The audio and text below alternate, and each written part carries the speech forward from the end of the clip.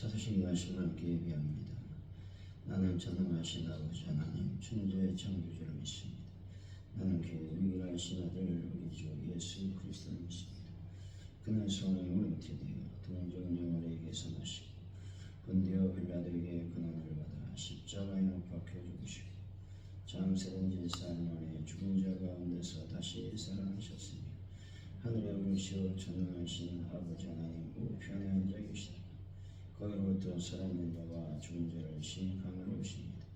나는 성령을 믿으며 거룩한 공교회와 성도의 교제와 죄를 용서하는 것과 몸의 부활과 영생을 믿습니다. 아멘. 찬송가 279장입니다.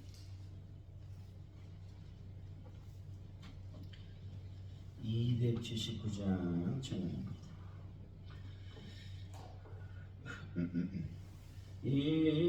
인하신 구세주여 내가 비오니 죄인을 하실 때에 날 메르소서 주여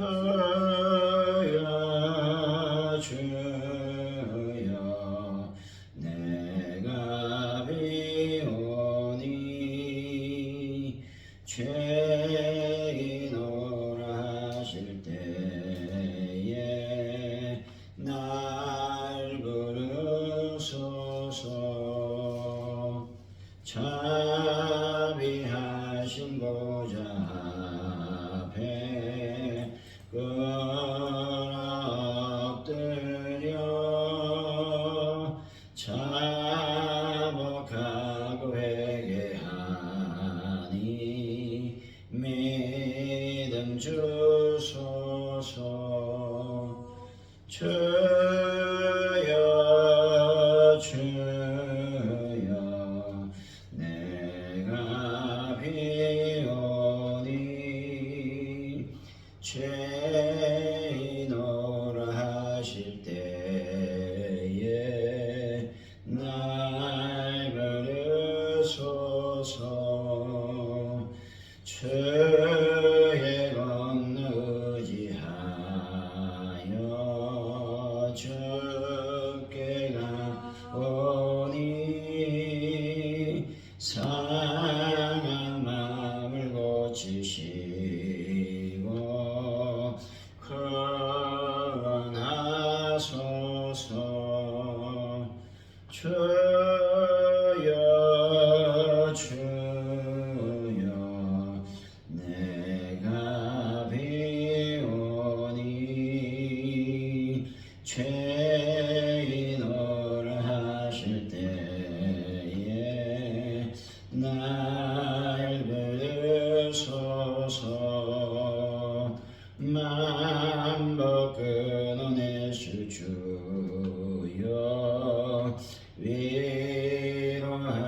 위로하소서 어리주와 같으시니 어디 있을까 주여 주여 내가 비오니 죄인을 하실 때에 날 부르소서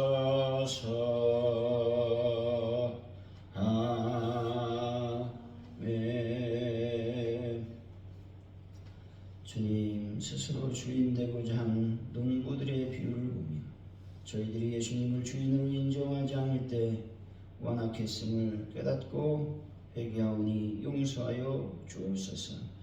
말씀으로 저희들 안을 비추어 죄를 철저히 회개하고 회개에 합당한 열매를 맺게 하여 주옵소서. 하나님 나라 의를 구하는 천국 시민으로 살아가게 하여 주옵소서. 소중한 하루를 오늘도 저희들에게 허락하셨사오니 하루를 살아갈 때에 주님께 영광되는 일만 할 수 있도록 주의 놀라운 은총을 베풀어 주옵소서. 삶과 또 신앙이 하나 되는 은혜도 저희들에게 더하여 주실 줄로 믿습니다. 하나님, 대한민국을 붙잡아 주옵소서. 국제 정세로 말미암아 대한민국이 참으로 힘겨운 시간을 보내려고 아버지 하나님이여 정말 보내려고 하는 그런 시기에 있습니다. 주여 긍휼을 베푸시고 은혜를 베풀어 주셔서 전쟁은 속히 끝나고 하나님 모든 것들이 국제적으로 안정될 수 있도록 인도하여 주옵소서. 그래서 대한민국이 어렵지 않고 힘들지 않도록 성령님 도와주옵소서. 특히 아버지 위정자를 기억하여 주시길 원합니다.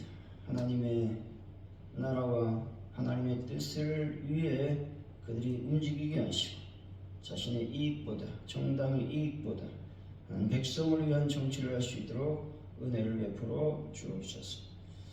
아버지 하나님이여, 전쟁으로 말미암아 또 세계가 혼란 속에 빠져들고 있습니다. 아버지, 이라는 모든 전쟁이 속히 끝나게 하여 주셔서 아버지 하나님이여, 유가가 아버지 안정을 찾고 또 여러가지 상황들이 잘 정리될 수 있도록 은혜를 베풀어 주시기를 원합니다. 하나님 함께하여 주옵소서. 가족분들께 놀라운 부흥을 더하여 주시기를 원합니다. 하나님께서 귀한 교회를 세워주셨사오니 많은 영혼들이 주님의 자단에 와서 예배하는 또 복음을 증거하는 귀한 교회로 역사하여 주옵소서. 나사렛 예수 이름으로 명령하노니 하나님, 참으로 출석 인원이 20명이 곧 채워지는 놀라운 역사가 일어날지어다. 전도의 열매와 전도의 결실이 일어날지어다. 성령 역사가 일어나게 하여 주시고 환우분들을 치료하시며 베란다에 물새는 모든 문제를 해결하여 주실 줄로 믿습니다. 영광 가운데 임하여 주옵소서. 사선녀를 보내고 있습니다.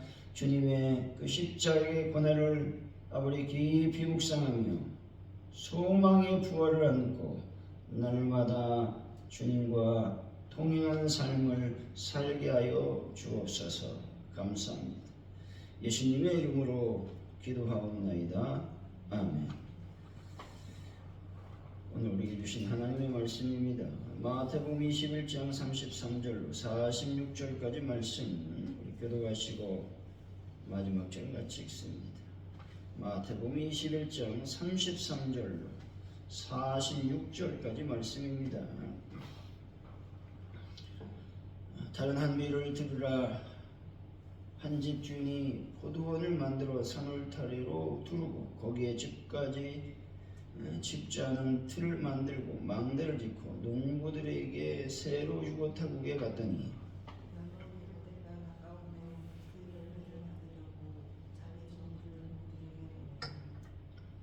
농부들이 종들을 잡아 하나는 심히 때리고 하나는 죽이고 하나는 돌로 쳤거늘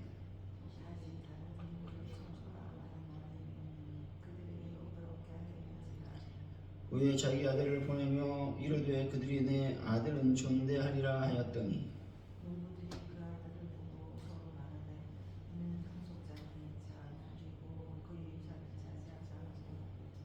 이에 잡아 포도원 밖에 내쫓아 죽였느니라.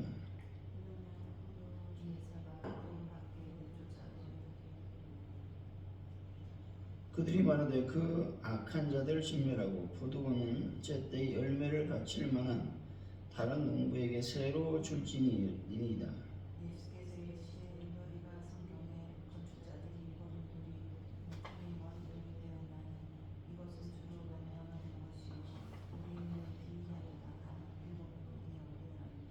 그러고 내가 너에게 이르노니 하나님의 나라를 너희는 빼앗기고 그 나라의 열매는 맺는 백성이 받으리라.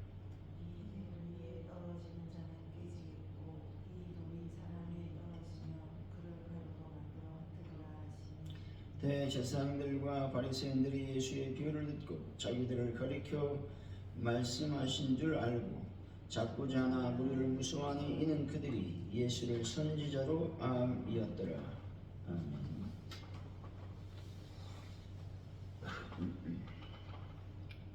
오늘의 말씀은 예수님이 다른 한 비유를 들고 계십니다. 집주인이 농부들에게 포도원을 세주고 타국에 갔는데 추수 때 열매를 받으려고 종들을 보내니 농부들이 종들과 주인의 아들까지 죽였다는 것이죠. 집주인이 악한 농부를 진멸할 것이라고 말씀하고 있습니다. 대제사장들과 바리새인들이 자기들을 가리키는 비유인 줄을 알고 있다 말씀하고 있습니다. 우리 33절이죠. 시작.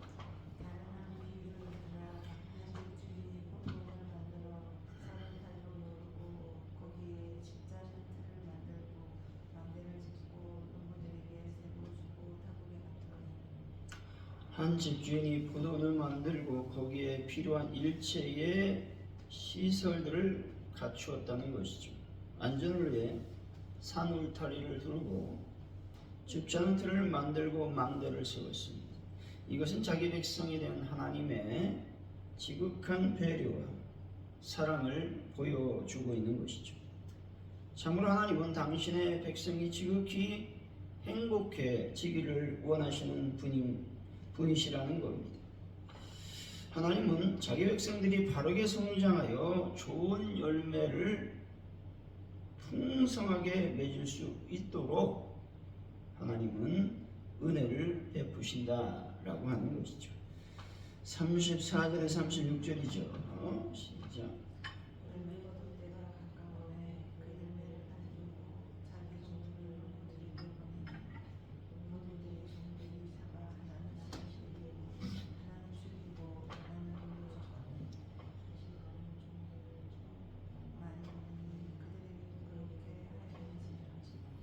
추수 때가 다가오자 집주인이 소작료를 받기 위해서 자기 종들을 농부들에게 보냈다는 것이죠. 집주인은 농부들과 계약을 맺었기 때문에 정당한 자신의 목을 찾고자 하는 것입니다.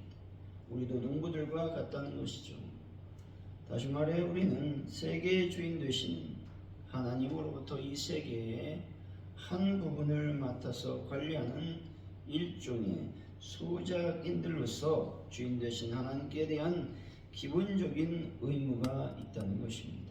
그것은 바로 우리가 하나님께로부터 받은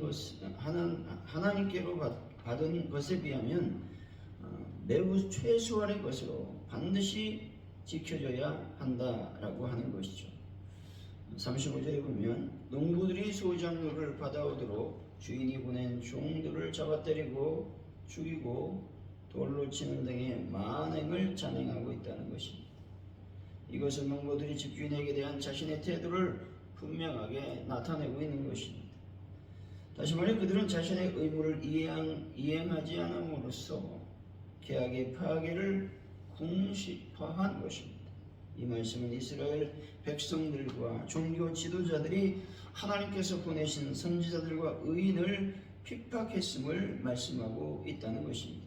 따라서 우리의 신앙이 타락하지 않도록 늘 경계하며 영적인 긴장을 늦추지 말아야 된다는 것을 말씀하는 것이죠. 36절에서 집주인이 농부들이 자기가 보낸 종들에 대해 어떻게 하는 것을 알면서도 다시 다른 종들을 처음보다 더 많이 보냈다는 것입니다. 집주인은 농부들의 의중을 이미 알고 있었지만 그들이 돌이키기를 원했기 때문에 인내심을 가지고 기다리고 있는 것입니다. 이것은 하나님은 악인이 그 죄악 중에 죽는 것을 조금도 기뻐하지 않으신다라는 것이죠. 하나님은 한 영혼을 천하보다 더 귀하게 여기시는 긍휼의 하나님이십니다. 때문에 할 수만 있다면 마지막 한 사람의 이르기까지 구원 얻는 자가 되기를 바라고 계신 분이 우리 하나님이십니다. 우리 하나님은 인내하시는 분이시고 기다리시는 분이시다 라고 하는 것이죠. 37절이죠. 시작.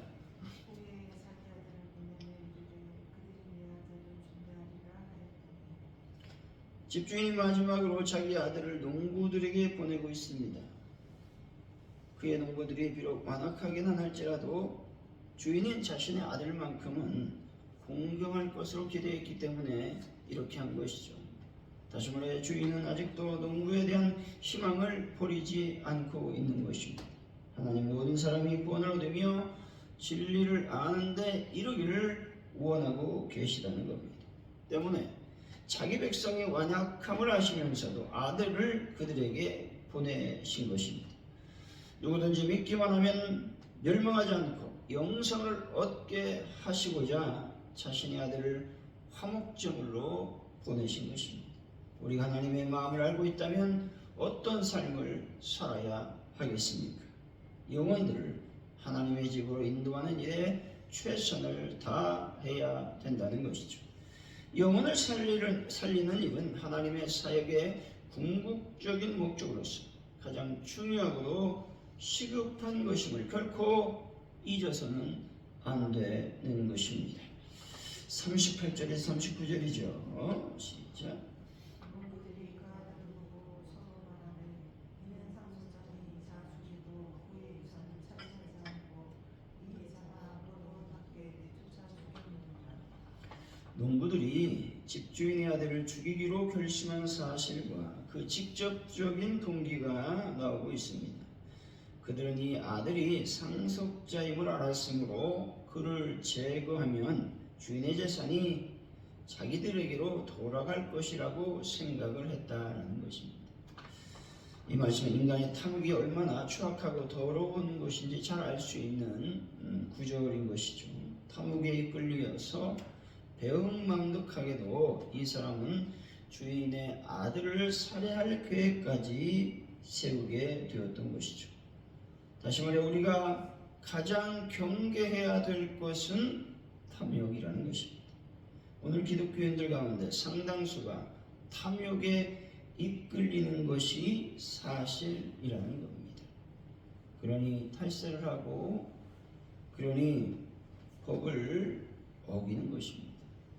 탐욕은 음행을 비롯한 모든 죄를 짓게 만드는 근본적인 원인이 되기 때문에 어찌 보면 무서운 죄악 중에 하나라는 것입니다. 40절이죠. 시작. 그러면 포도원 주인이 올 때 그 농부들을 어떻게 하였느냐. 본주는 농부에 대한 집주인의 심판을 염두에 두고 물으신 말씀이지. 결국 집주인의 아들을 죽였다 하여 주인의 소유가 자기에게 돌아갈 것이라는 농부들의 기대가 헛된 것이었음을 알 수가 있다는 것입니다. 농부들은 집주인이 오는 날 집주인 앞에 서게 될 것입니다. 그리고 그들의 행위에 따라 심판을 받게 될 것입니다. 이것은 머지않아서 이 세상에 하나님의 법정이 개정될 것과 모든 사람이 이 법정에 서게 될 것이라고 하는 말씀이라는 것입니다. 41절이죠. 시작. 그들이 말하되 그 악한 자들을 진멸하고 포도원은 제때에 열매를 맺을 만한 남농부들에게 새로 주십니다.